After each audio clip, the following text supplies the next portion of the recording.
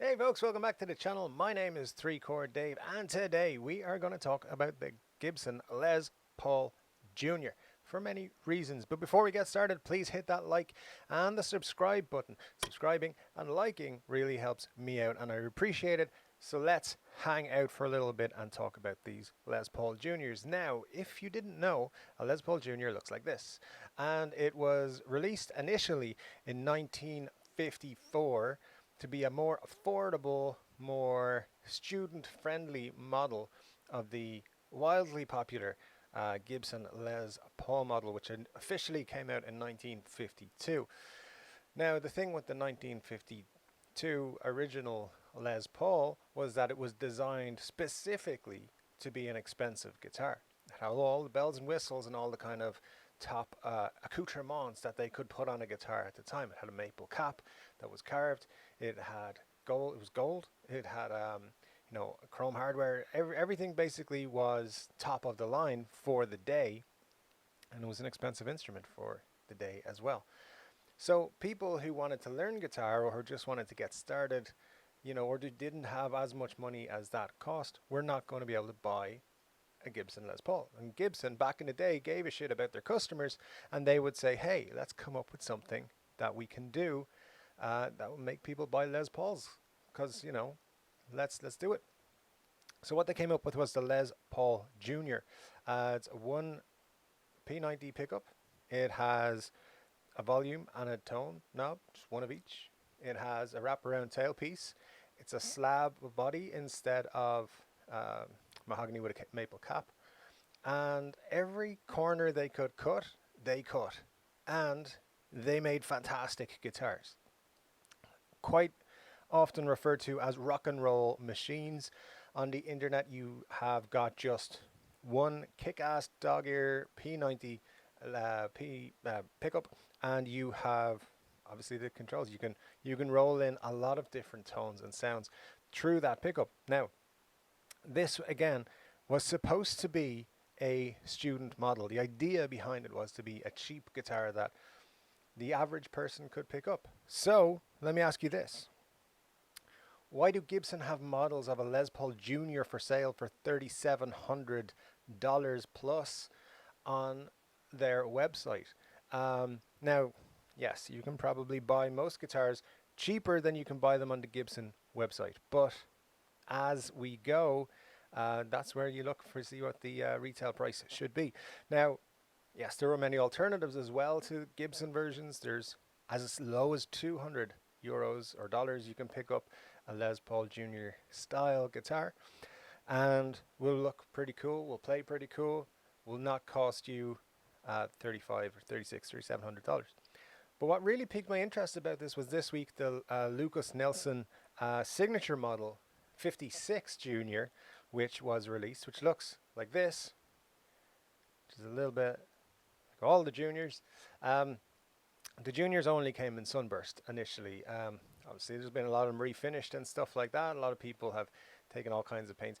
Billy Joe Armstrong, of course, had a signature model junior a few years ago, which was in this nice kind of blue color, because he likes that. And some of the people who play these juniors, they just love them. But what piqued my interest this week was this new signature model, and it comes out at $1,500. And I think, okay, that's great. It's a signature model for fans of this guy who I'm not very familiar with. And it's 1500, which is not the most expensive signature model you can buy, because that would be a slash double neck, which is 10 billion euros. And I thought to myself, the point of a junior is to be cheap, to be affordable, to be accessible to the masses. And at 1500, it's probably not for a lot of people. I think Gibson are missing something here. This is their opportunity to do something like what Fender do with the Fender Player Series. Now, if you're unaware, Fender make the Player Series is basically what used to be the Mexican Fenders, like your Mexican Strata, or your Mexican Telecasters, or your Geosonics, or your Mustangs. Are called Geosonics, are more of a new reissued model. They make them in Mexico, and they sell them for cheaper than the American-made models. That's what Gibson should do with the juniors. And Yes, there's the double cutaway special thingamabob that some people like, and I think are kind of Gibson trying to cut corners in the wrong way.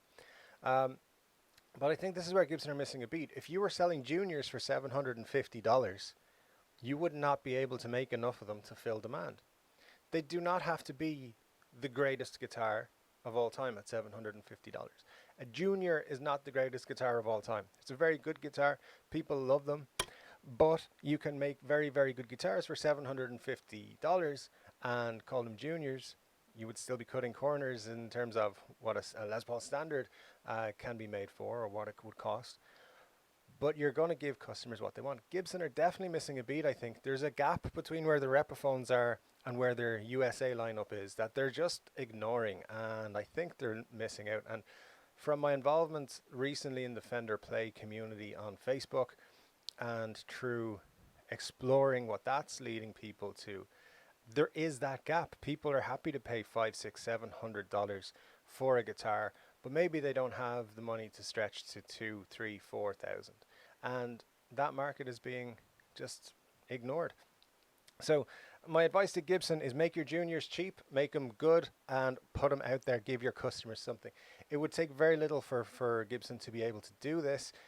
You know, just get a good company to make these guitars for you. So PRS do. All PRS ESE guitars are made by Cort out in I think it's Vietnam nowadays. But you know, there's nothing wrong with it, and the junior is a great place to start. A real junior, not whatever they're doing with these like quick versions that they're selling for $800, the double cuts and stuff. So anyway, guys, that is the video for today. I just wanted to talk about my idea about these Gibson Junior, Les Paul Juniors. And I think the idea initially was to have them be cheap guitars, and now they're not that cheap anymore, and it kind of bugs me that you should not be selling a cheap guitar for $3,799. That's not a cheap guitar at all. You can buy so many things for that money, and you know, you're kind of putting it in a top end. Who has $3,500 spare to go buy guitars with, where their significant other won't beat them with the guitar when they get it home? I don't know anybody like that. Anywho, guys, that is my video for today. Thank you very much for hanging out and just chatting with me about that. Leave your comments and thoughts in the description, or comment section, I should say, below about the Junior. Whether you love the Junior, whether you dislike it, whether you have an alternative model that people could pick up for less, drop it in the comments and we'll talk about it. It's been a pleasure. Thank you very much for joining me. Don't forget, a new video will be coming out early next week as well. And don't forget, there's a video coming up recommended here at the end of this video that you are recommended because it's specifically chosen for your taste, but by YouTube, who know all about you. Sorry about that. And you guys, don't forget to subscribe. Thanks very much for popping by. I'll see you soon. Take care.